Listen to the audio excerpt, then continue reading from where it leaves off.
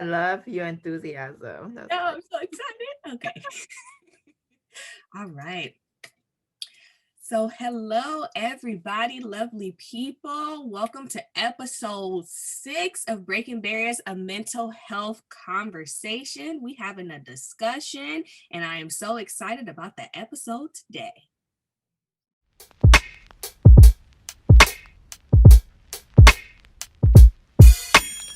Always living lovely.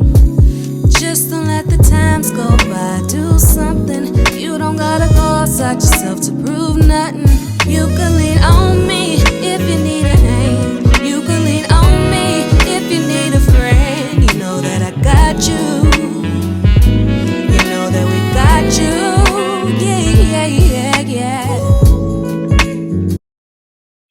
So, everybody, I am so excited, like I said, about this episode today. Like, y'all, these episodes just keep getting better and better and better and better.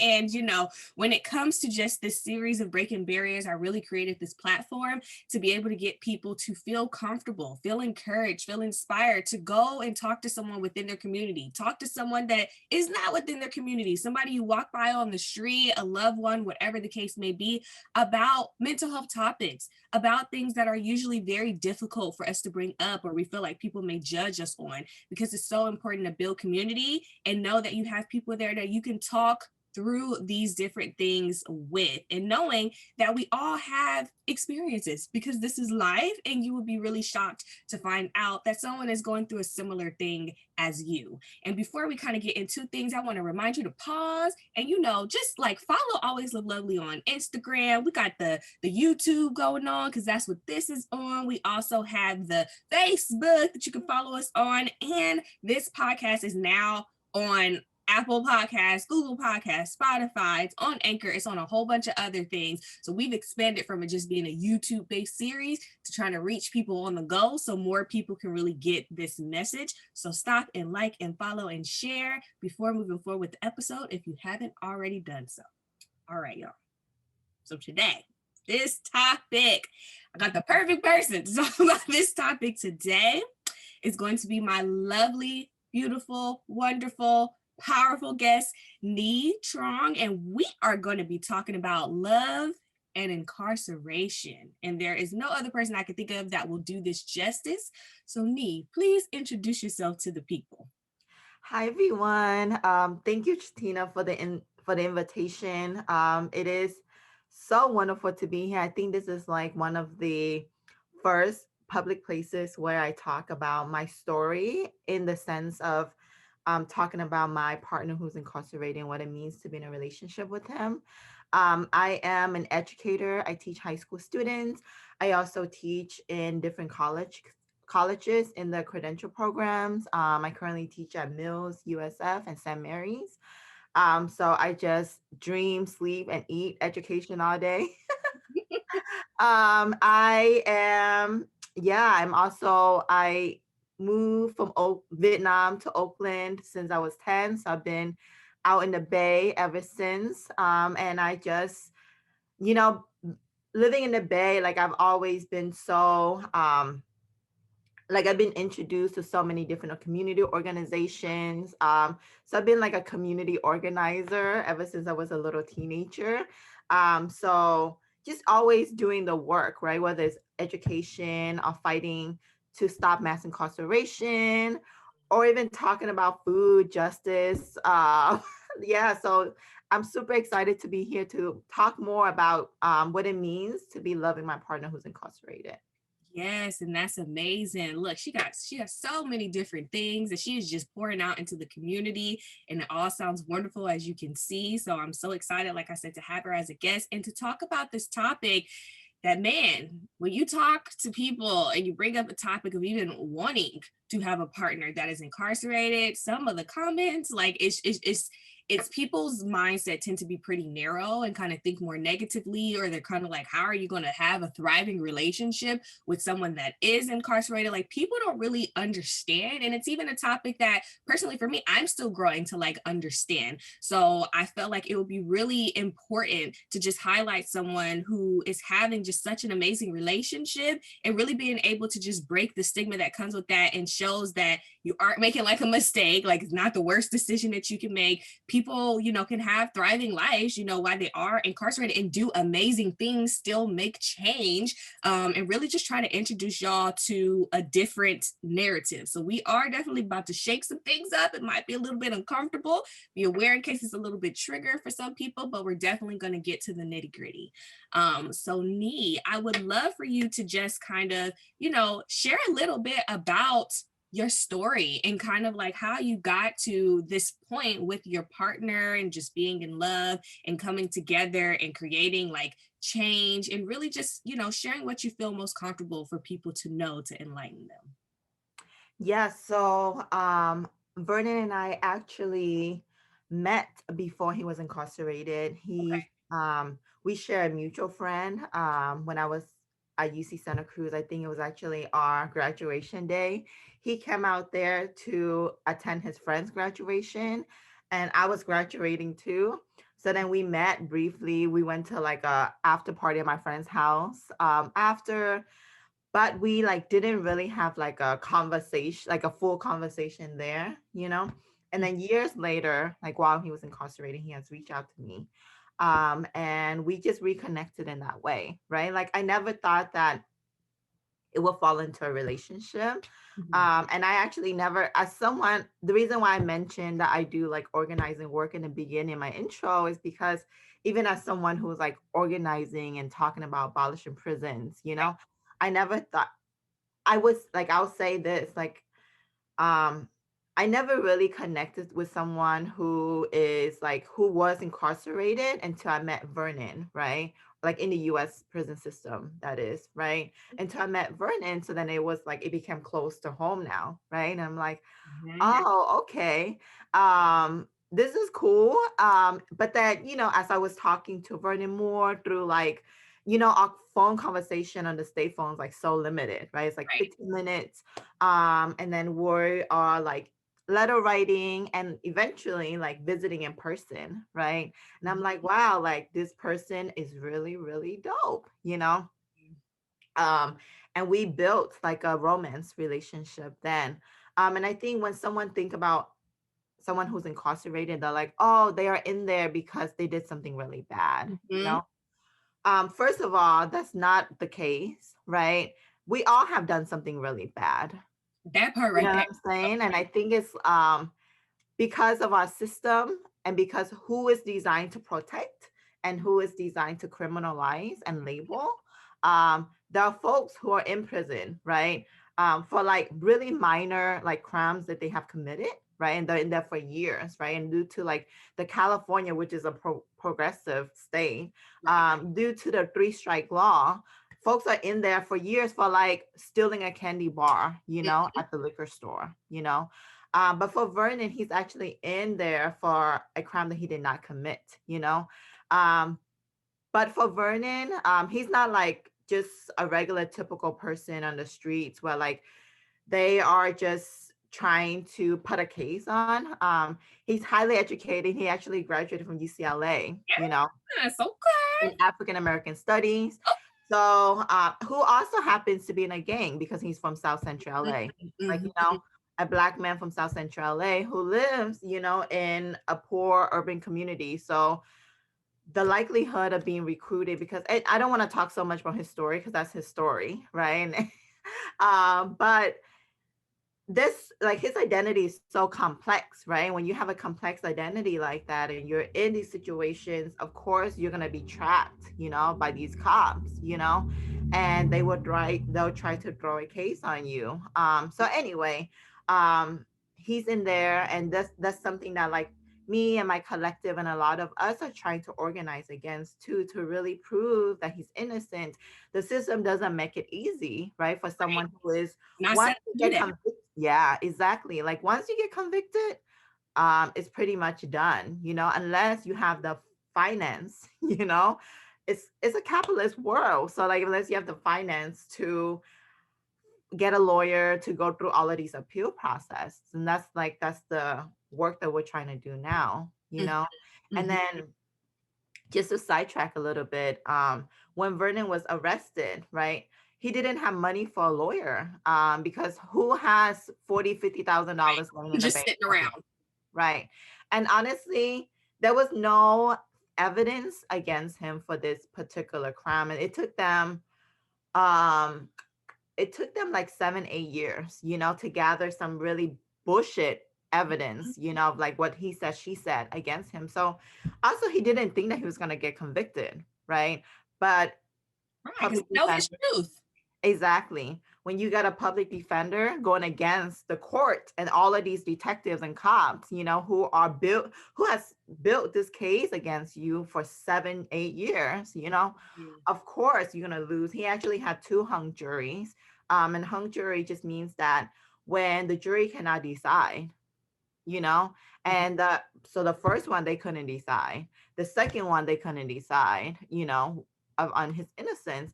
The third one finally, the court decided not to bring in a witness expert.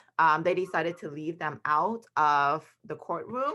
And so finally, right, when the court labels someone as like a gang member, right, as someone who is a violent gang member because they have done, of course it's a scare tactic, right, to scare the jury members to then convict Vernon, yeah, instead of seeing him as this complex person who is like college educated, who like actually works in the right, who works in the EOPS office at Santa Monica College tutoring students, who actually works at this man's house and helping him like with gardening and with all kind of stuff. So like there's just so many complex identities that people don't get to see in the courtroom, on the newspaper, and the media, right?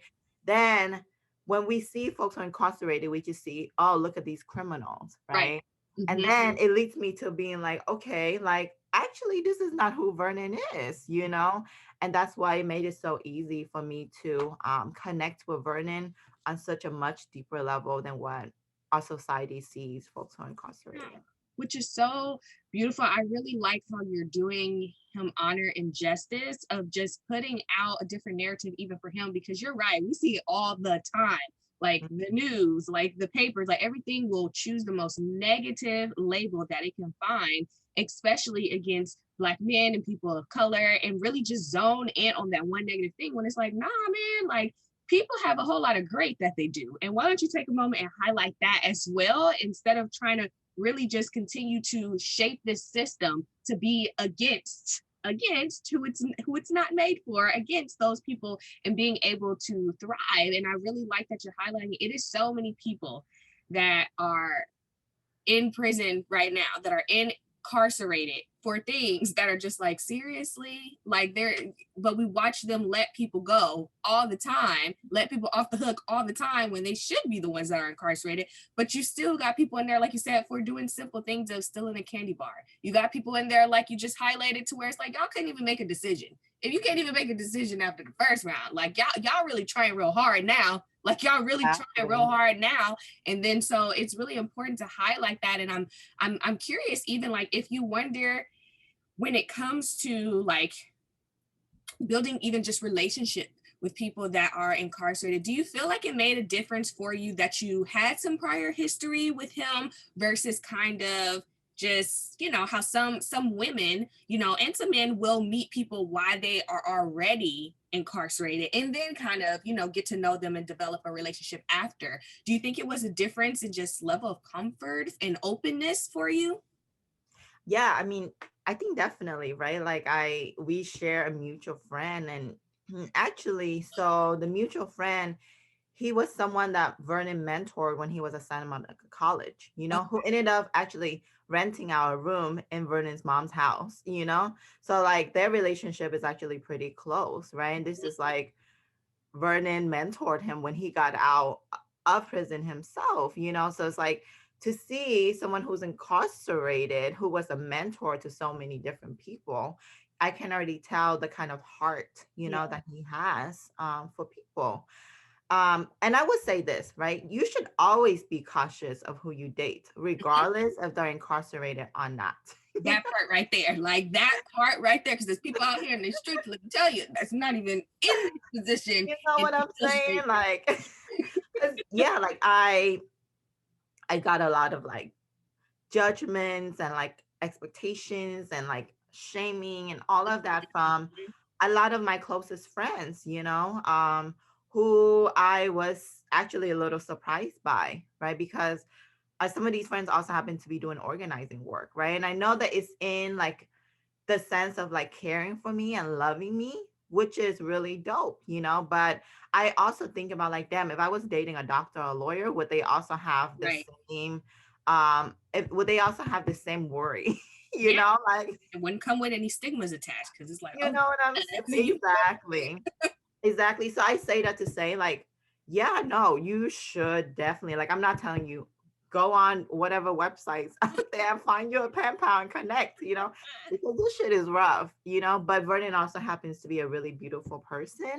Um, and yes, like, if you happen to find someone you connect with, like, humanize the relationship, regardless of who they are, regardless if they're incarcerated, if they're a doctor, if they're, I don't know, but I don't think it should just be down to like, oh, should I worry? And I would say this, I think being in visiting rooms with families, I also have friends who reach out to me and be like, hey, like I don't talk to other people about this, but my partner's incarcerated, or my uncle's incarcerated, my brother's incarcerated. So this journey also has been so liberating for me, to be able to connect with folks who don't actually share publicly Right. because of the stigma and the shame, right? And I think I really want to normalize these conversations to be like, you know what, it's okay. Like it's okay to date someone who's incarcerated, to have a family member who you love who incarcerated. Like their stories deserve to be heard, like they deserve to be loved. So Yeah, you're definitely creating, you doing breaking barriers already. Look at you. Having people come and just converse with you. And that's literally what this is all about. Like that's a beautiful example of, because of people knowing and you being willing to share more about your experience and your journey, it's allowing other people to begin to kind of step into that territory and reach out and share and have conversations and seek support. And you're right, like just humanizing people, just because people are incarcerated, that does not make them animals. It doesn't make them, any less human. It doesn't make them any less deserving of love and affection and being honored in any way, shape, or form. Because one thing you started out saying is, we all tend to make a bad or a negative decision. We're all human in that way. And then so it's really important that we begin to shift the narrative, because, a lot of the times, what we see in the public eye or society is like, reality TV, like Love After Lockup. And then so that, like, of course, drama, when it comes to reality TV, people are sucked into it, but it's like it's feeding into that narrative of this being a negative experience. And when you hear people dating people that are incarcerated, it's like, what are you doing? Like, why would you choose to do that? Why would you choose to limit yourself? Why would you want to put yourself in this arena of having something chaotic and something that's limiting, or something that is filled with drama? And it really sounds like you've been able to just find a way to have a full and thriving relationship. And I hear you about just like, people not 100% in the beginning, or even now, like being 100% on board with you kind of just choosing love, and choosing to love in this way. And, I'm curious just a little bit about, how have you dealt with that? Because I'm sure there are other people that are experiencing the same thing, which you've already highlighted. yeah, that's a really good question. It was hard, in the beginning, because it was like I have some friends who I've been friends with my whole life, Right. and it was hard to hear like, hey, like I don't, like and I and it was a struggle, right? Like of trying to understand. empathize with their understanding of trying to look out for me, and then also trying to have my own space to be able to do my own thing, right? And I also found myself like trying to prove to my friends that Vernon was a good person. You know, like, look, yo, like he's a dope ass person, you know. But after that, I was telling Vernon, like, yo, I'm tired. Like, I Yeah. don't have to prove to them that you're a good person. Like, why? You know what I'm saying? And it also doesn't do him justice, you know. It's not fair to him for me to like try to prove his identity to my friends, you know. So for me, it's like, look, you're gonna rock with me or you're not, Right. right? And you're gonna accept me wholeheartedly for who I am and what I choose to do or not. And I'm not asking you to be in this relationship with me. Right. I'm not asking you to pay for my plane rides when I go and visit him, right? Because you know what I'm saying? Like, I got it. All I'm asking is for you to understand, you Yeah. know? And like some friendships have shifted, and that's okay. Like for me, it has never been about like choosing Vernon over my folks, you know. Okay. But it's about like me living my life, you Right. know. And I think for me, for years, you know, what I realized also is that I've been a people pleaser, you know, like growing up, like especially in an Asian household, like you always trying to do things for your families, Right. you know, and like what they want, right? So like I also adapt some of that when it comes to like my friendship, which is dope, you know, because like you should be able to connect with your friends and be there for your friends and do all of this, you know. But sometimes like you lose this identity of being able to do what you really want to do, you know. And I Right. think I've always found myself, Beautiful. yeah, there's always this really rebellious side of me anyway. Whereas like there's some friends who are like, oh, Nee, I'm not surprised. They're like, oh yeah, that makes sense, you know. So I think I just really had to like differentiate that for myself. Is okay, you say you love me and care for me, but you don't want me to do this, you know, like that's a little bit controlling, right? So it's like, how do I just have to explain to you? And I had some heart to heart conversation with some of my friends, you know, that which turned out to be really powerful too, you know. And it always comes down to like, hey, but we love you and we care for you, which is really powerful, you Right. know, but also really challenging like some of the judgments, right? Some of the expectations that are really unrealistic, you know, when it comes to trying to, you know, tell me things like, hey, like, why, like what you said before, like, why would you want to put yourself in a situation? I'm Right. like, what situation? I'm happy. What's the situation? What y'all You talking know, about? I'm like, this is actually one of the healthiest relationships I've been in, you know, and people might be like, you know, you live in a fairy tale. But look, my relationship with Vernon has like, it's not a fairy tale. Like what fairy tale is loving someone who's incarcerated? You know what I'm saying? But I've learned so much about myself. I've Yeah. learned so much about what it means to love someone, you know, with all of these barriers, you know, like loving someone who's incarcerated in a pandemic, that's another Right. level of struggle, you know, that's not a fairy tale, right? But let me tell you, I have never been happier. I've never been feeling so like supported and so loved. Just an incredible human being, you know, Yeah. and that's not because he's incarcerated that he's that way, you know. There's so many characteristics of Vernon who he has always been that way, you know, but again, complex identity, right? And you know, being able to just highlight, like, you know, this is one of the healthiest relationships that you've had, like that just shatters the roof of the stigma automatically, because like I said, people automatically think like, nah, like this ain't it, or she probably lying, like she's just saying that there's no way. But you know, you get to define, like y'all get to define what happiness looks like, what satisfaction looks like, you know. That And a part. huge part of love is, you know, the freedom within it and allowing people to be free, amidst like, you putting judgment on them and allowing people to be able to, make their own decisions and do what feels like it's the most authentic and real thing for them to do. And it sounds like, you've had some things you've come up against that have been really difficult. You've had to over explain yourself and kind of like, you put that responsibility, because sometimes when people are a people pleaser, they'll pick up the responsibility of, wanting to feel validated by other people, or wanting that approval to other people,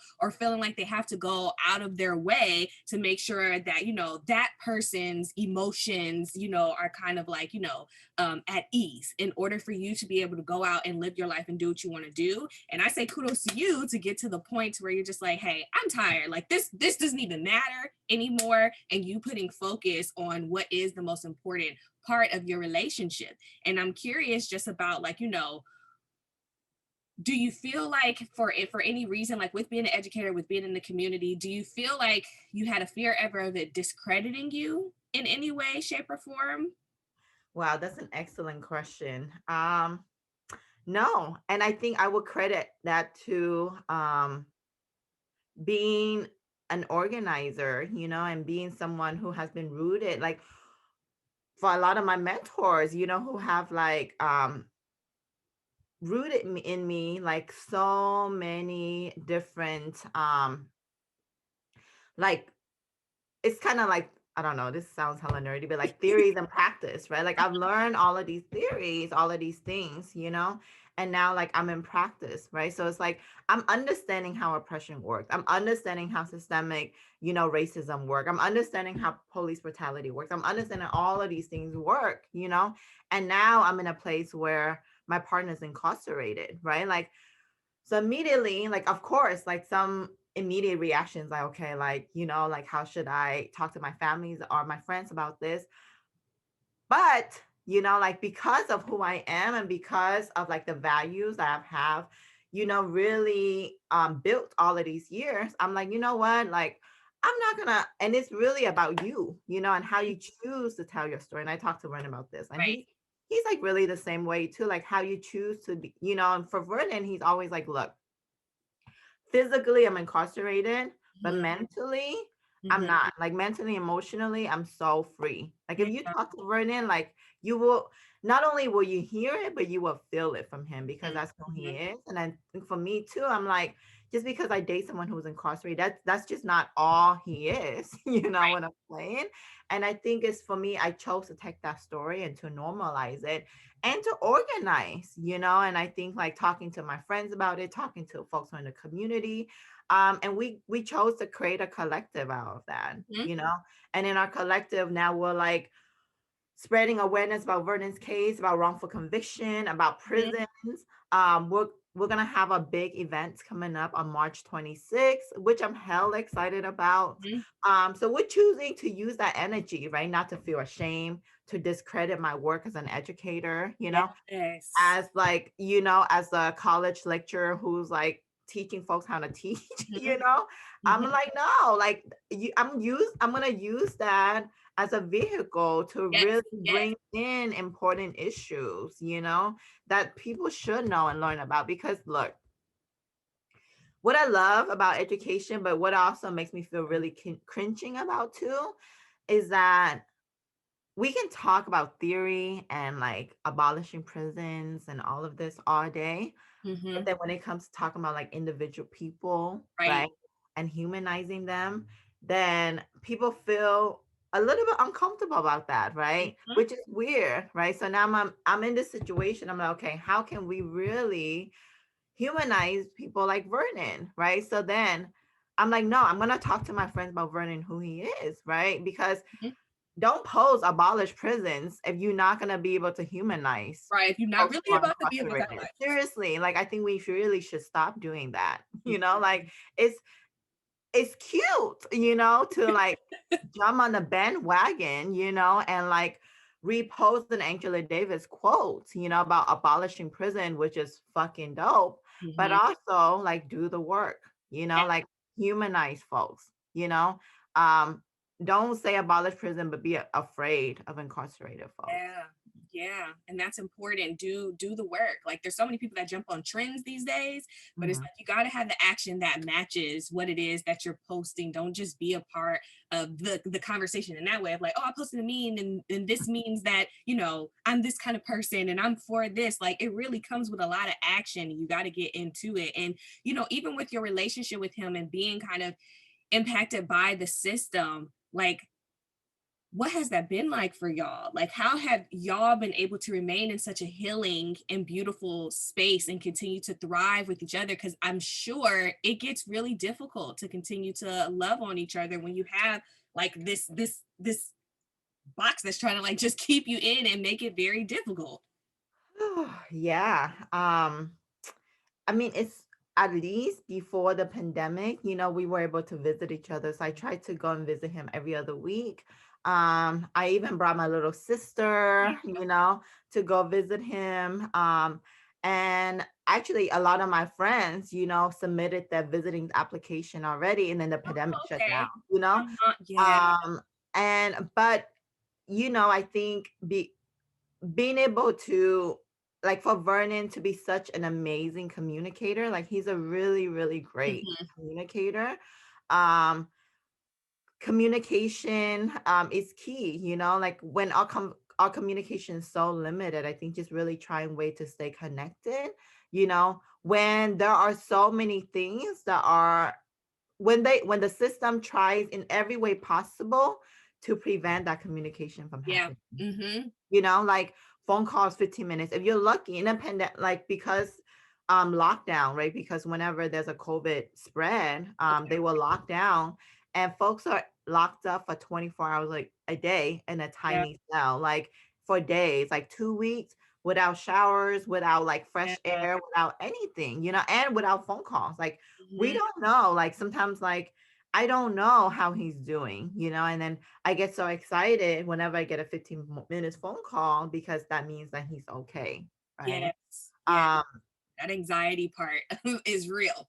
and even with letter writing, right? Like, because like USPS, like, it's slower than usual, and because like the folks in the mailroom, sometimes we don't get letters for days. So I think it's just having a lot of trust, and like just just maintaining the trust that he will be okay. And Vernon is so strong. Like, every time I talk to him, and I'm like, before I start to like worry, he's like, look, don't let your fear get to you. Yeah. Like, I'm gonna be okay. Like, we'll be okay. And I think that gives me the optimism, the momentum to continue to um not only support myself and support him through our relationship, but also like putting the work into our collective, right? To continue the movement. And Vernon will always tell me, he's like, look, I'm gonna go home. He was Mhm. sentenced 50 years to life when he was convicted. Yes. Uh-huh.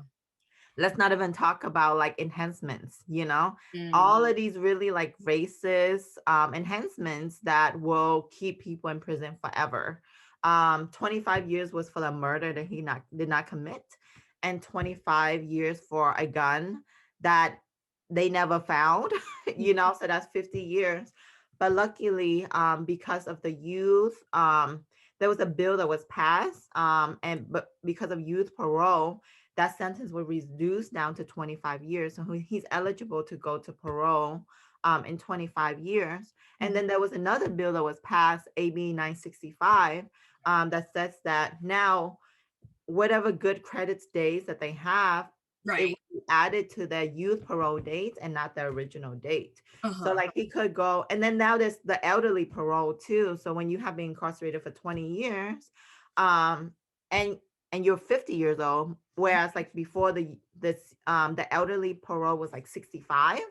So there's like a lot of policies and work, that I'm also trying to learn more and get into, because y'all, like, look, if you have loved ones who are incarcerated, or you care about folks who are Yes. incarcerated, policy work is the place that we really need to tap Mhm. into, right? Like Important. Be in the forefront. organizing, writing policy. Could look, if they're writing policy against us, sure, we should be writing policies to challenge some of that. Yes.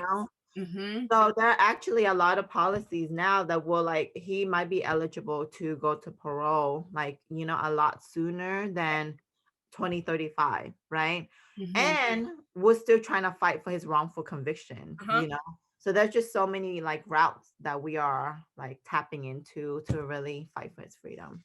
Yeah, yeah. And I can imagine that, it's hard during those times when you're not able to hear from him, or you get worried. And I'm curious about, like, how do you maintain, how do you decrease anxiety, how do you decrease worry, how do you remain centered when you just are not able to connect in that way? Because one thing that you've highlighted in regards to, which is honestly for any relationship. So let's keep adding that to the narrative. For any relationship, communication is key. Like, we have to know how to be able to build a healthy form of communication, how to be able to love on one another, through our love languages, even if it can't be a physical touch. Really being able to express and create a beautiful and safe space for you and your partner to truly be able to express what's going on, and learning how to respond to each other in a way that's not harmful, but that is actually in a helpful approach.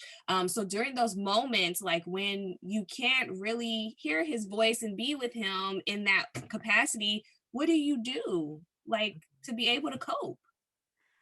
That's a really good question too.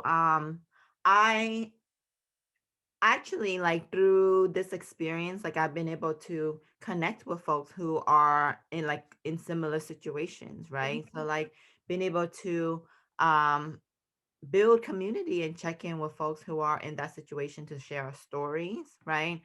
Also talking to my friends, like I have some friends who are like, yeah, like whenever you miss Vernon, you can just call me. I know I'm not Vernon, but I'm like, okay, you're not, but but yeah, like, like in a pandemic, it's tough, like I think of it as like a long distance relationship, right? Right. When we cannot visit our loved ones. So just trying to, and like not trying to keep, like, I want to get away from like trying to keep myself busy. So I suppress all of that, right? Uh, Also, that's what I've learned through this journey too, is like really taking care of my mental health by yeah. like letting it out, right? Like Mhm. feeling more comfortable now to talk to my friends about how I'm feeling, Mhm. because that's not something that I did before. Like now I'm able to say like, hey, I feel really sad, or I feel hurt, or I feel whatever, and then when he calls and letters, like I'm able to write those things out too, you Yeah. know.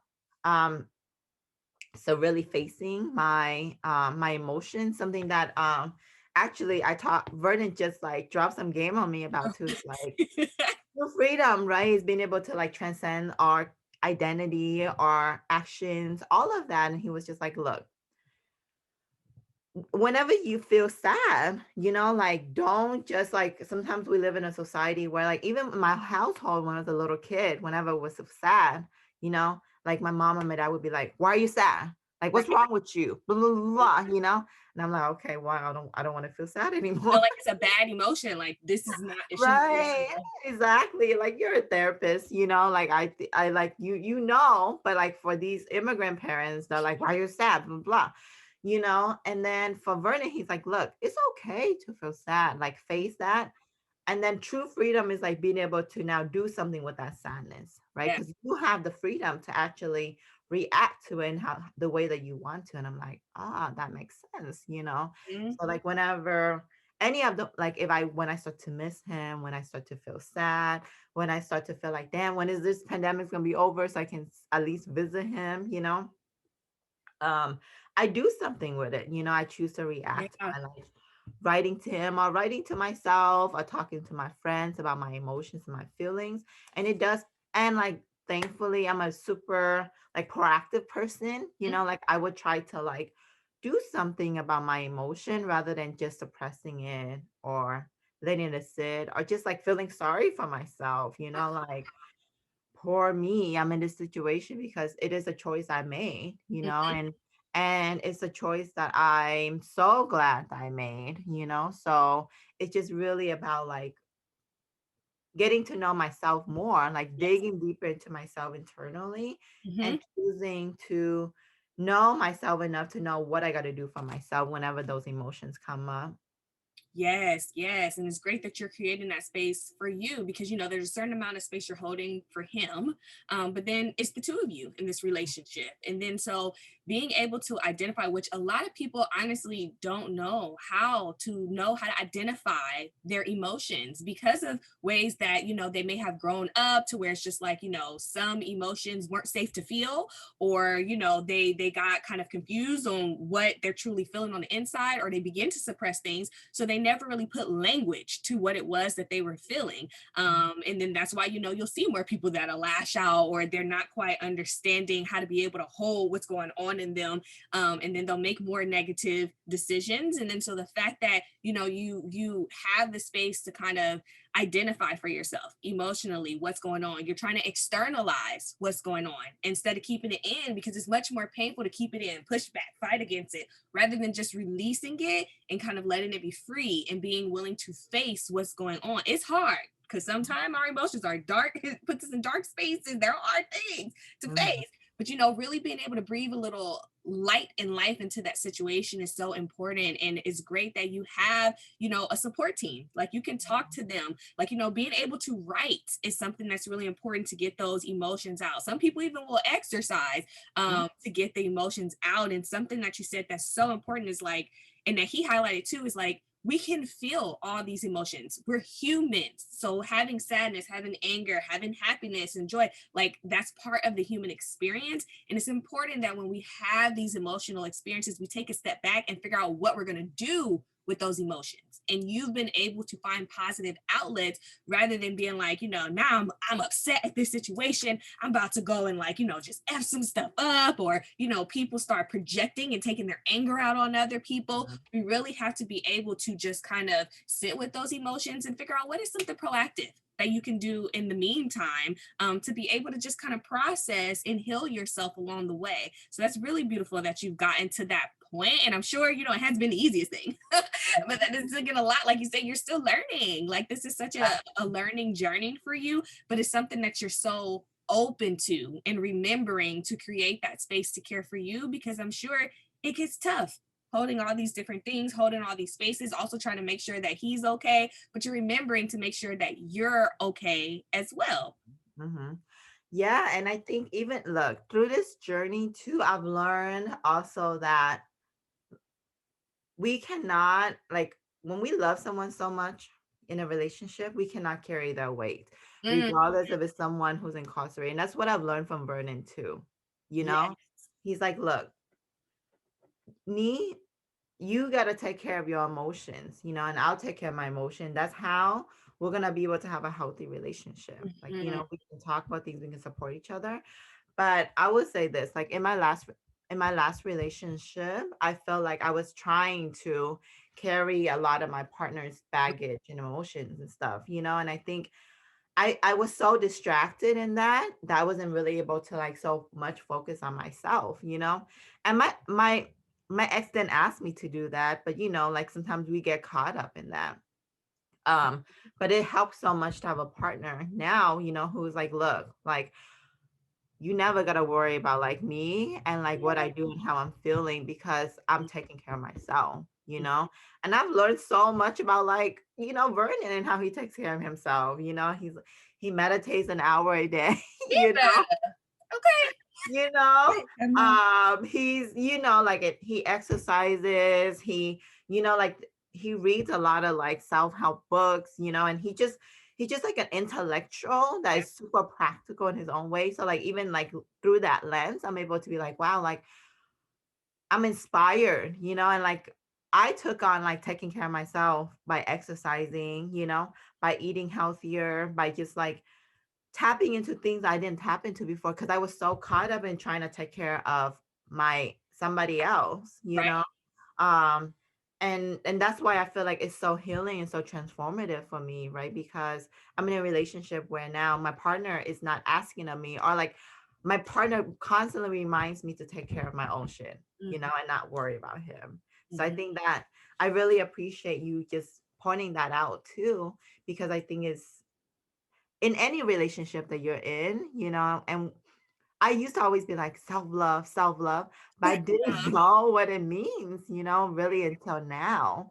Um, because we can say self-love all day, Right. but then get caught up in like loving somebody else first before us. Right, right. That's so important. And even like sometimes, there are partnerships that you could be in and your partner will expect you to take on, all of their baggage and to take care of them because it's too much for them to sort out themselves.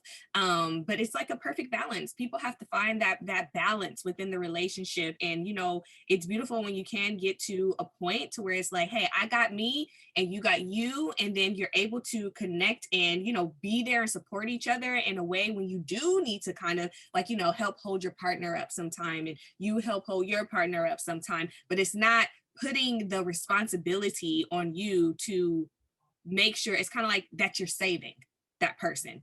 People are the only people that can save themselves. And sometimes when we get into relationships, we may feel bad by the story that they have, or we get into that, like, I gotta save them, or I gotta make sure that they're okay, that we can't get really wrapped up and forget, like, hey, we're the other person in this relationship too. Like, everything's not about that, but it's like both people have to kind of elevate on that same, like, field to be able to understand that there's enough space for the both of you, to be able to just thrive and be able to just grow together.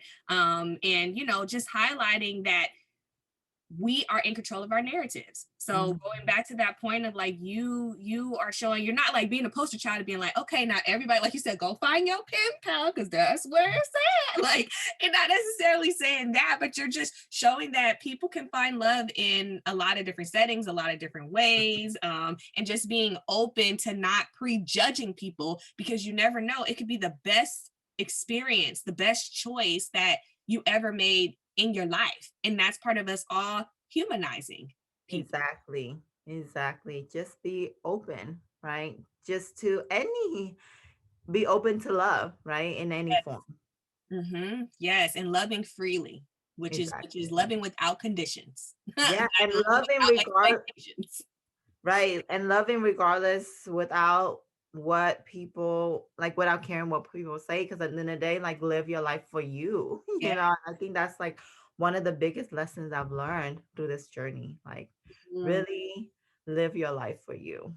Right. You can honor and respect other people's opinions. You can honor and respect your family's opinions. But at the end of the day, it's like you're the one that's internally having to deal with, whatever decisions you make or how much you're absorbing from other people. So like she said, living your life for you, loving in your life for you. That's so important. Exactly. And, I want to give you the space to really just, highlight that shirt that you got going on there. Talk about the collective. I see like the little icon sticker in the background. Just give some people some information, and also about ways to be able to like contact you or even get to know like some of his platforms as well.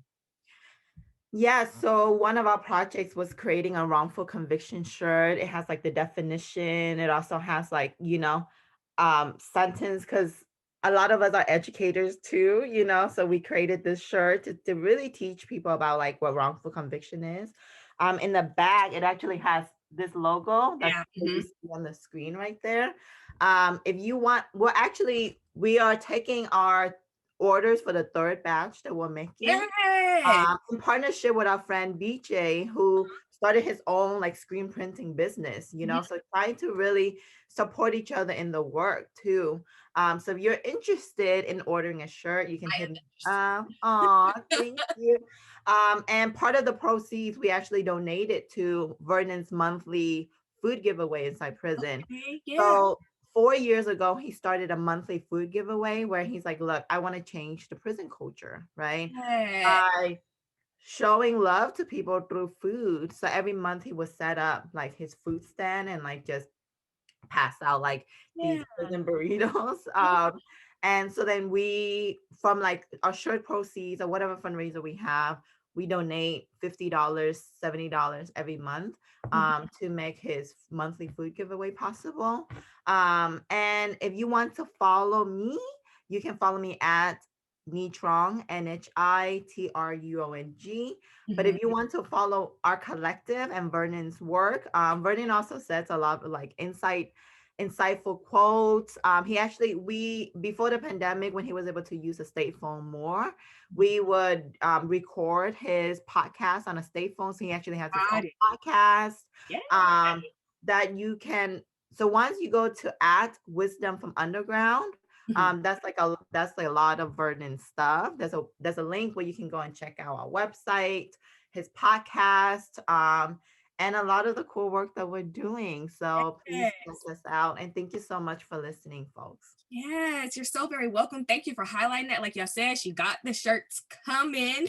All the information and the links. I'm gonna make sure that that's all like in the bio. So really, so that people can easily access, click things. When I reshare on Instagram, being able to click on the pages, making it real easy for people to just become a part of this community too. And as y'all know, for Breaking Barriers and Always Live Lovely, like on all platforms, I'm at Always Live Lovely. And in order to find the podcast is Breaking Barriers, a mental health discussion. So really get into this because, like I said, we are having conversations, okay? And really being able, I'm intentional about who I'm picking because these are people's life stories. And I really want to highlight how people are healing through them so that people can feel that they see themselves in other people's experiences. So even if you haven't got the opportunity to watch episode 1 through 5, do that because it's gems dropped in every single episode. And it's just so important that we continue to just uplift the community, in this way. And then so I really, really, truly appreciate you, Nhi, for being